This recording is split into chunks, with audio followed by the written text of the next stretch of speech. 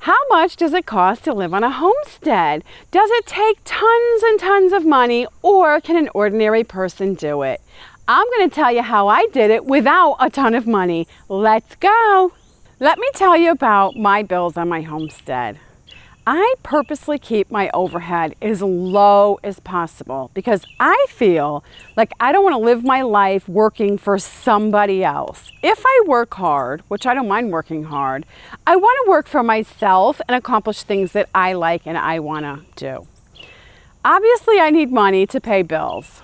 So I try to keep those bills, those just monthly bills that everybody has, to an absolute bare minimum. So that's the reason I built a little house. So I'm mortgage free on that. There's no bill for that. Although there's taxes every year. So I do have to put a little bit of money away to save and pay the taxes at the end of the year. I chose a county on purpose where the taxes are low. So that bill is even brought down as low as I could get it. My electric bill, my car, I have internet, food, gas, I'm trying to think what else, insurance on the car, all that, all my bills together don't even come to $900 a month. That puts me in a really good position to work way less hours and to spend more time on my homestead, trying to get things going here and keep things going here, which is, a job in itself. But for me, that's a job I enjoy doing, and I love to wake up to that job every morning. When you're looking to get into a homestead, that's why I always say small, small, small, go simple, simple, simple. You don't need a huge piece of land because you just have to think about that. You're going to have to pay taxes on that from here on out. That's going to be a monthly bill. Obviously, the more land you have, the more taxes you're going to pay on that. So that's very important to keep in mind when you're looking for land. When choosing a house, it's the same thing. Obviously, the bigger the house, the more expensive it is to run the house. So really think about it and try to get the size of your house down to the bare minimum of where you're comfortable. I mean, obviously, you don't want to live in an outhouse. So you want to be comfortable, but truthfully, you can size down to quite a small area, quite a small house, which is really, really nice and comfortable and convenient once you're in it. And that will definitely keep your expenses down. Heating, cooling, electric will all be cheaper, as well as building the house itself. So you want to try to have your goal to work a part-time job and be able to cover your monthly expenses. That would be the ultimate, because then you're free to make better choices. You can earn more money if you want to, because you'll have more time to pursue the job that you really think you love. You will be free to develop your homestead more. You just have freedom to make choices that you want to make, and you're not under pressure to make them. You have time to think about it. You're more relaxed, and you'll make better choices. When you're stuck in the consumer rat race and you're living paycheck to paycheck, that is a lot of pressure. It's a grind. We all know it. We all say it. It's a grind. It just wears you down. And it's very hard to even mentally think about, where you want to be. That is a very hard first step, to start thinking about, gee, this really sucks. I don't want to be doing this in 10 years. And you just want to be somewhere else, which, let's face it, that's a sucky place to be in life. You're somewhere and you're like, ugh, I want to be somewhere else. But, you might have children at that point in your life, and you can't just quit. You have responsibility.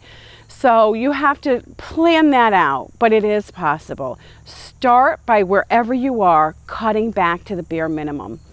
And that will start saving you money, and then it'll free up a little bit of money, and then you can possibly purchase a cheap piece of land. That's what I did. I was in that exact situation. Also, you don't want to have the mindset, okay, I'm leaving, the rat race. I'm going to move to the country. I'm going to just have my dream homestead. And a lot of people in the beginning, it's such a wonderful thought. They're like, I want to have this and I want to have that. And I'm going to get this and I'm going to get that. And then, you know, careful, like slow down, because you don't want to like recreate the rat race in the country. You know, you're trying to leave that lifestyle. You don't want to move to the country and recreate it. It's just a country version of the city rat race, you know. And you can do that, believe me, because everything, you know, you have obviously takes expenses to keep it running. There's repairs and upkeep. So, you know, when you're building, it's so much fun and you get so excited. And, you know, you forget that, okay, now that I have all this stuff, I have to maintain it, take care of it, feed it, and whatever else it needs. When you're learning new skills, you know, you kind of bumble through them, and it is difficult, you know, to learn new skills, to run your homestead, and, you know, it's a new life. It's fun, it's exciting, but, you know, there's still a learning curve there. So you want to go slow, build up slow, and once you master a skill, you know, it's easier to like come out, take care of the animals, you know exactly what they like, what they need. You can set the pens up so it's convenient. You can just boop, boop, boop, boop, go around and feed everybody. But in the beginning, it's not that easy, you know, you just don't have that skill set yet. So that's another reason to go small and start slow. You know, you can always build.